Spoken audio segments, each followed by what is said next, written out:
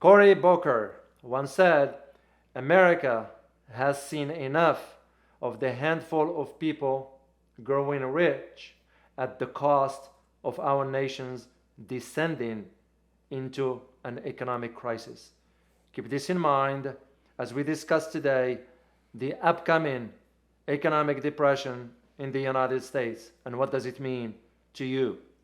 My name is Dr. David Oualaalou. And my name is Dr. Ross Stewart. And you are watching Geopolitics in Conflict.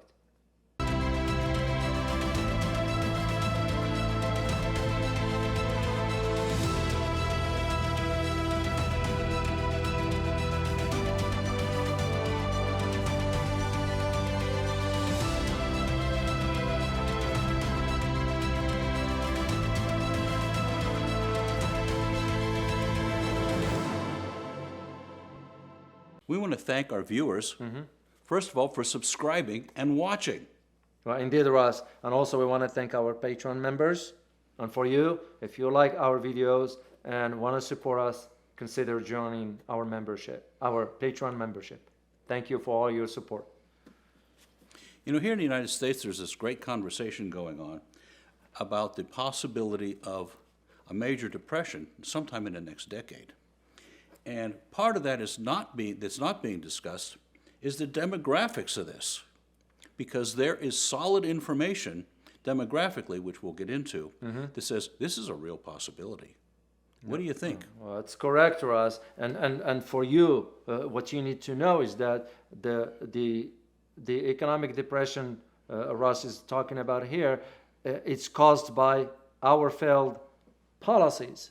And when I say our failed policies, that's in a reference to the monetary policies, because as you might know, the government's been printing so much money recently. I mean, we're talking trillions. We're talking about, you know, Ross, in the last 2 years, we're talking about up to $4 to $5 trillion in just the last 2 years. So that money will have to be paid back somehow, one way or another.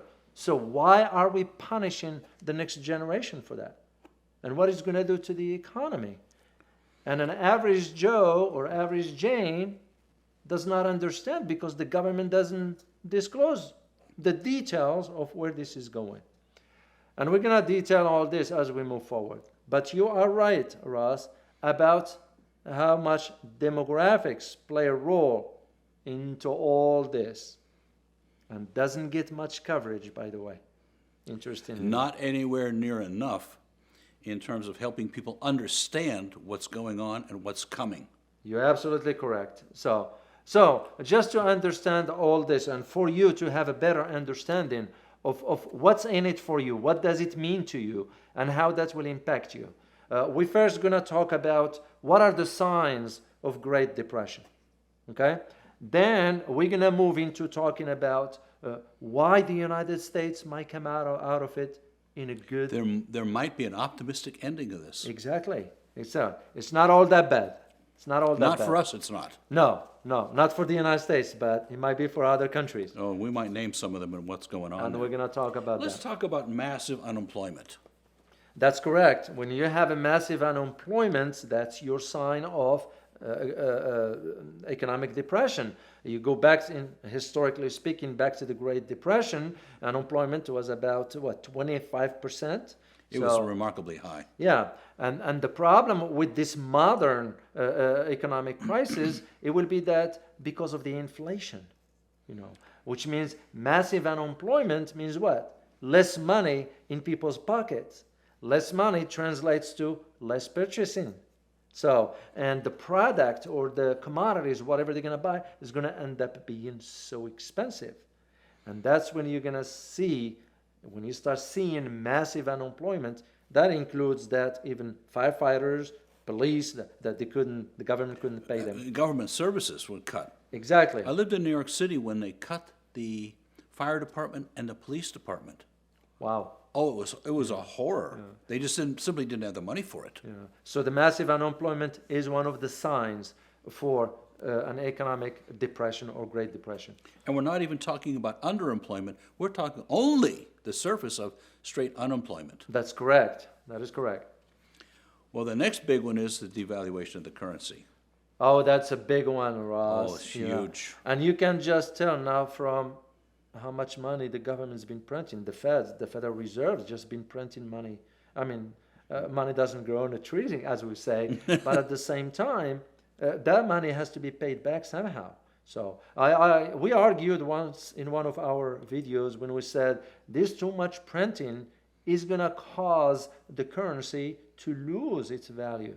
And we get pushback for that. Oh, no, you guys don't know what you're talking about. It is a fact that when you print so much money, when you have so much money circulating on a market, it's going to lose its value. It's almost going to become like what Venezuela experienced. You talk about a tragedy. Yeah, Their because currency, what did their currency lost 99% of its value? you are right. Some outrageous number, and the people went into absolute panic and despair with good reason. Yeah, well, because you start having this money that is worthless. You can't buy anything with it. So that's another sign for the Great Depression when it occurs. Well, anyone who doesn't believe it needs to go to the grocery store on a budget. I know. You look at the inflation, the prices. You're seeing it already. Exactly. And yet, Ross, what the government doesn't want you to know is that this saying, no. This inflation is just transitory. It is not. It is not, because the prices are going up. You look at now, you buy basics. I don't know. I give an example of a carton of milk, whatever. Yeah. It used to be what, $2.78, whatever. No, it's over $3 plus.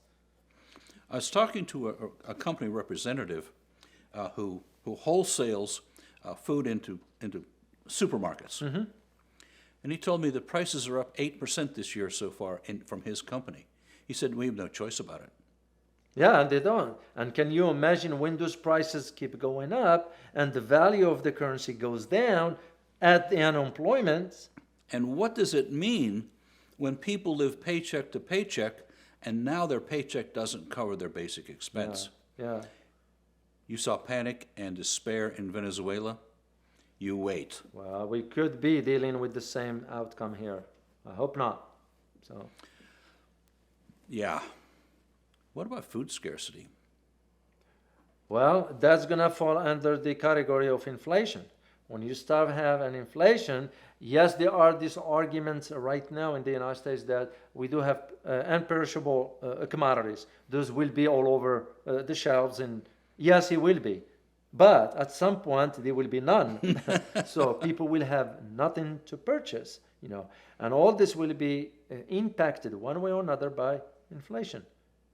How much the commodities price is going to be up. So we all experienced this one. I remember when we had the blackout in the state of Texas. You remember? Oh, yeah. You go to the shelves and there was nothing there. And this is just a blackout. Depression, economic depression, that is another category altogether. Oh, absolutely. And what do you do when people don't have the money to buy it? Exactly. And it's not available anyway. Exactly. Electrical shortages. We happen to experience some of that here just this winter. And we saw that one. Now, for that one, Ross, that becomes the issue of the U.S. grid system. Now, we all know how that grid is really, really old. That's one. And the infrastructure for that is really outdated. So the United States has never put enough funding into upgrading all the power grids, infrastructure. We talked about this one once, and in a serious economic depression, you're going to see that playing out. Because with the blackout, how it's going to happen, probably it will be sabotage, if you will. Oh, there's that too. Yeah, or you will see the migration of the electrical workers to other areas where there is work, including countries maybe. Why not? Because it becomes, you will be more familiar than anyone with the human survival. Oh, boy.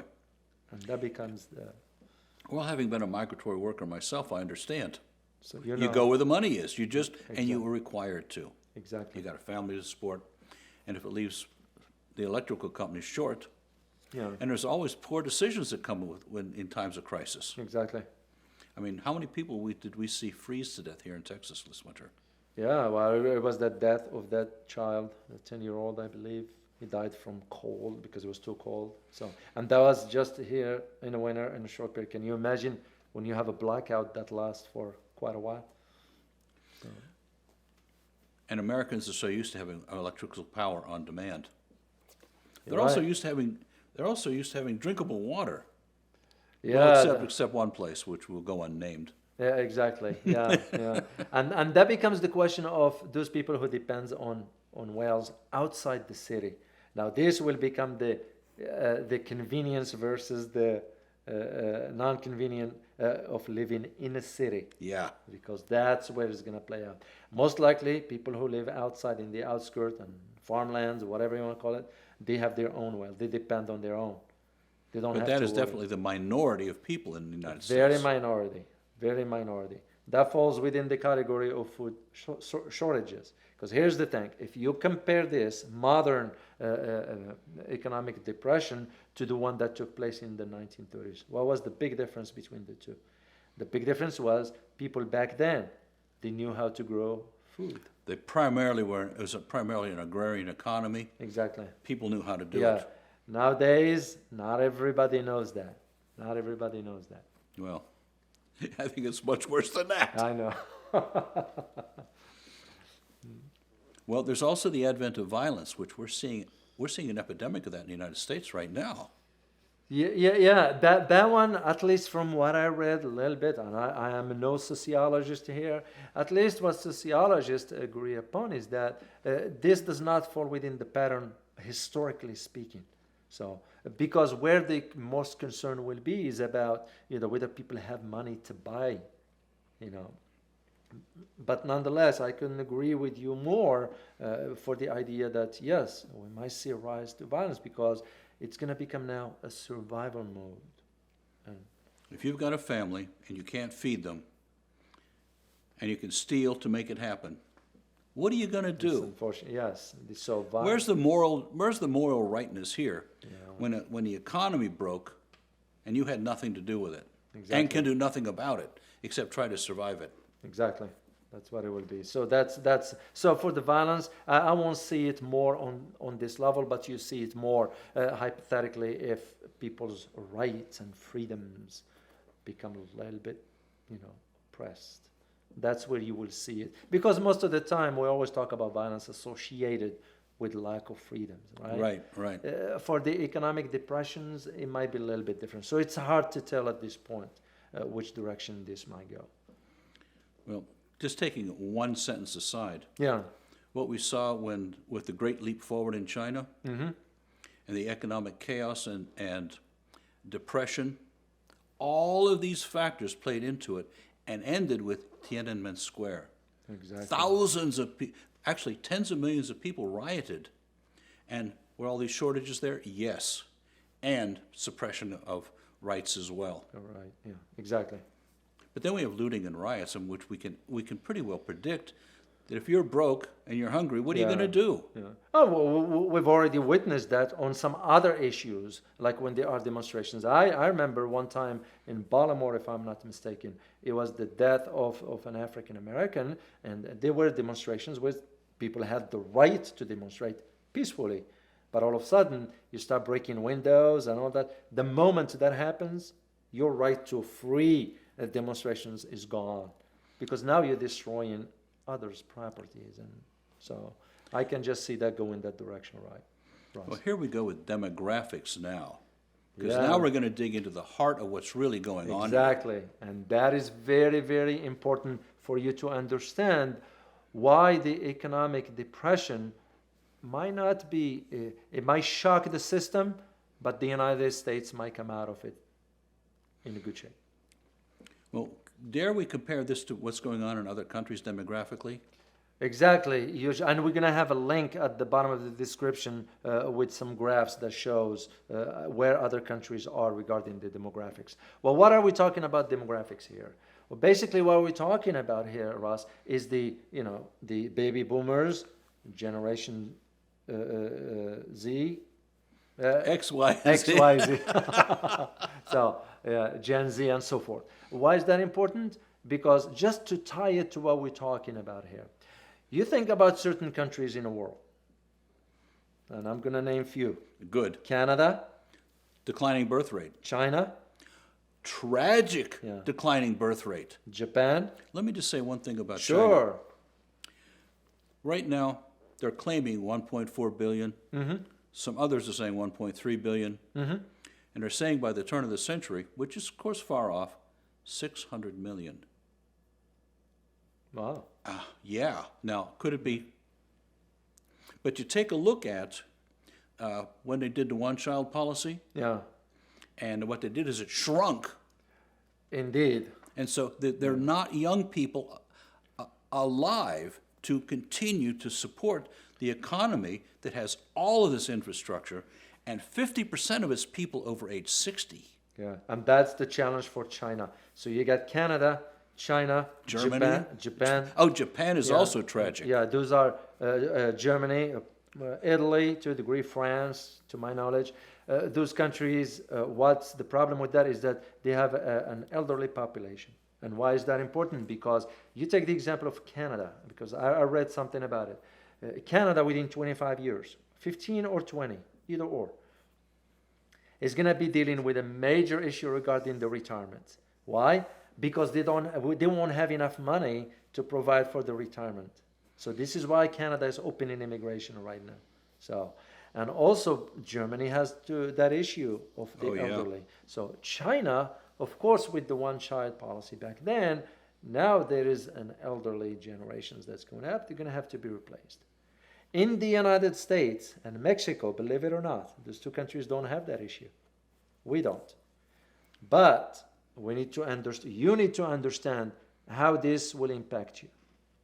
So let's say by 20, 30, 35, 36 or so, most likely baby boomers will Actually be gone. be gone. Yeah. Well, we're all gonna die one day. Right, So, but the baby boomers right now is the one holding the top jobs. Right. You know, top pay and so forth. And they're not retiring early, leaving the next generation right below them in a state of they're not being promoted as they might be otherwise. Exactly. And it's demoralizing to them. Exactly. As I talk to any number of them, they're real unhappy about it. Yeah. And what comes with that also, Ross, is that the Social Security payments, Medicare payments, all this comes from the government programs. Right. Once that generation is gone, the government doesn't have to pay that money. Yeah, Medicare declines dramatically, Exactly. Social Security declines dramatically. Yeah. It becomes the question of whether the government will be wise enough to invest that money in the right way or waste it, like always. Yeah. That's what my concern. Yeah, Yeah, would and be that's too. what's in it for you, because this is what I feel with the baby boomers gone, the next generation, because they won't be old enough for retirement anyway. So, and they're going to just be moving the ladder. And this is where I see that difference between other countries and the United States in an economic depression. Because we've got the youth. The youth. Well, you know, exactly. there's a couple of possible upsides here. One is that a major economic upturn, a downturn, maybe a depression, might force people to reevaluate the government and the role of the government and how broken the current system really is, and force change. That's correct. Well, because here's the thing. At least some understanding of this one here will be one key takeaway from it. And you know what the one takeaway from it is? And for you to know, is that a modern economic depression might be a good thing to align the broken system. Yes. You know, sometimes you're going to need to have something shocking to realign the system back on track. And you and I, and I'm sure you do as well, know that our system is out of whack. It has been for a while. Look Quite a at just while. the monetary policies right now the Federal Reserve is embarking on. Irrational, unreasonable, Yeah. unthinking. Yeah, and all the, you think in terms of defense spending, you know, the money that's spent on matters that have no benefit to you. Exactly. And this is where the concern is. So it becomes the question is, in a depression, after the baby boomers are gone, whether the government will embark on the right policies by using taxpayers' money, your money, in the right programs. We're not talking about a handout here. That's not what we're talking about. It's just for the government. I mean, you look at it, even basic infrastructure Right. is not even done right. So there's, what we're seeing is most likely a very jagged line between now and when the resolution of this economic depression would be over. And there's possibility of, there might be some real system change for the better. And what we know is because there's a swelling of young people, the United States is in a much better place to come out of this than practically every place else we see. And if I may add, Russ, faster. And faster. It's going to come out of it faster than other countries, you know. And this is why, at least for the birth rate in the U.S., is far better than other countries. Whether you want to contribute that to immigration, whatever, that's beside the point.